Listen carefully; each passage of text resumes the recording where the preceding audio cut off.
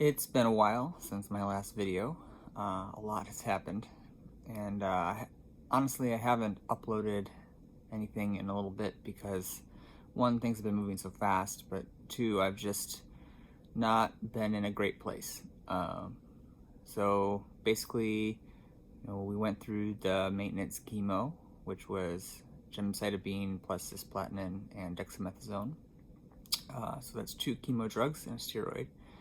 And it was a day 1 and day 8 infusion cycle on a 28-day cycle, or 28-day length. And it went well, but it hit me really hard.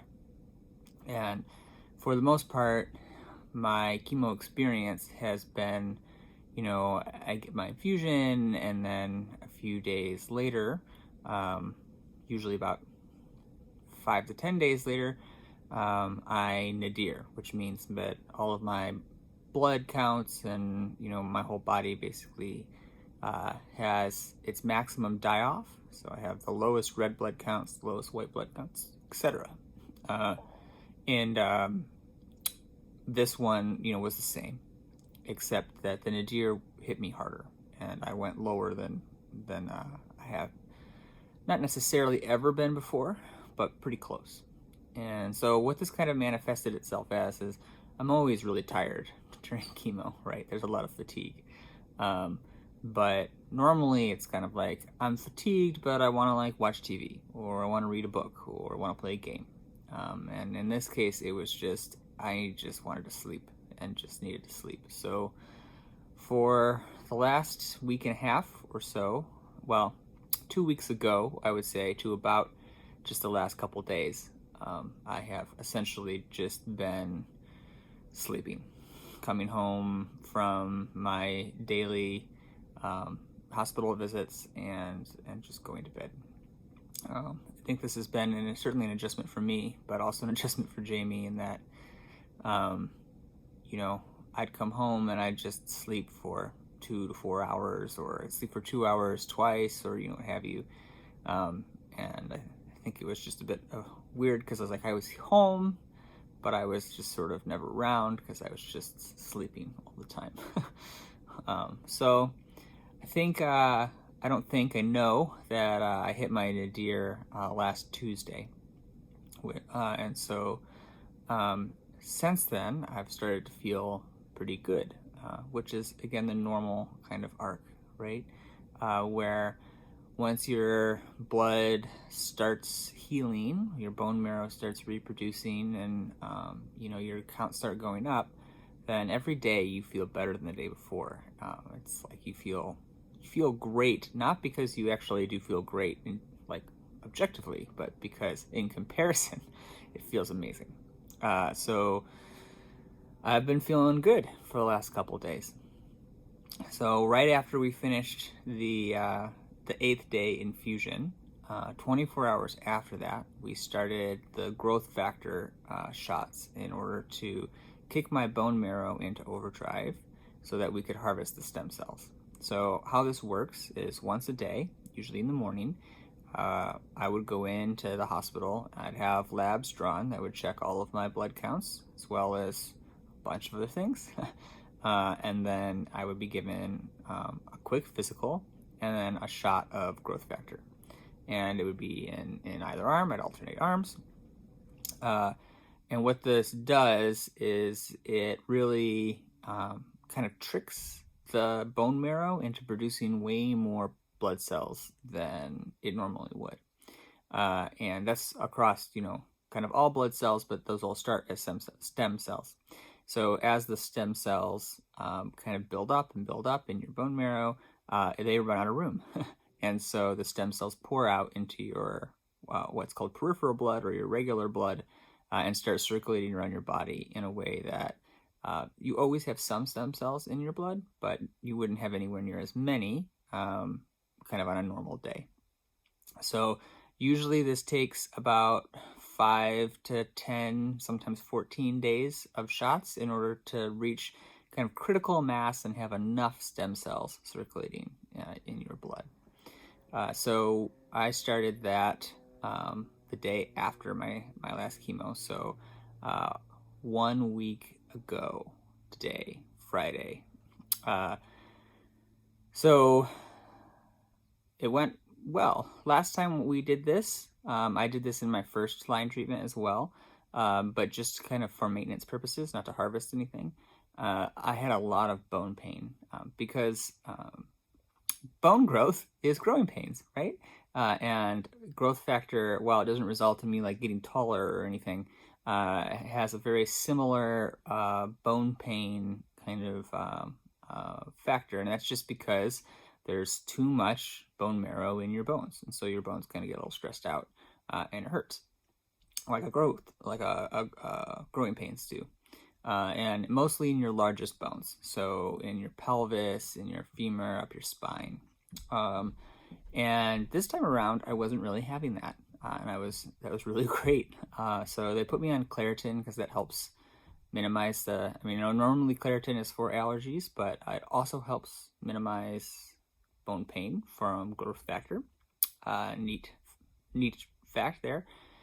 And so I don't know how much that helped, but I felt pretty good. I was still extremely fatigued as I was still kind of moving towards my nadir.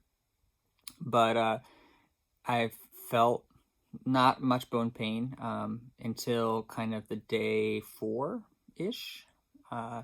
And so, I started, I had chemo 2 Thursdays ago, and then I started growth factor a week ago from today on Friday. And then I ended up hitting my nadir on that Monday. And then the Tuesday after, I started having bone pain, which was in some ways a good sign, right? It meant that the growth factor was working. And so Wednesday, they decided to check if I happened to have enough stem cells circulating in my blood yet, and maybe we could move forward. So the goal was 30 million stem cells per slide, essentially. So I asked for more specificity on these metrics, but it's essentially they put a swash of blood on a slide, and they put it in a microscope, and they quite literally count the number of stem cells that they see. And the goal is 30 million in one slide. At least that's what they told me. It still seems a little funky. I apparently had 136 million, which they said was extremely high. And so they said, let's do this. Let's harvest right now, basically. So couldn't harvest the same day, and this was Wednesday. And then Tuesday night, I had also had about a 3-hour bloody nose, which is again not super uncommon because my platelets have been destroyed by the chemo. And so on Wednesday, they counted my cells. They said, let's move forward. But in order to move forward, your platelets have to be higher so you don't bleed out during the harvesting. And so I had a platelet transfusion on Wednesday. And then bright and early Thursday morning at 8 a.m., I went in and did my harvesting. So the process is called apheresis. And essentially, I have a line in my chest that has 2 ends, like openings that you can screw lines onto.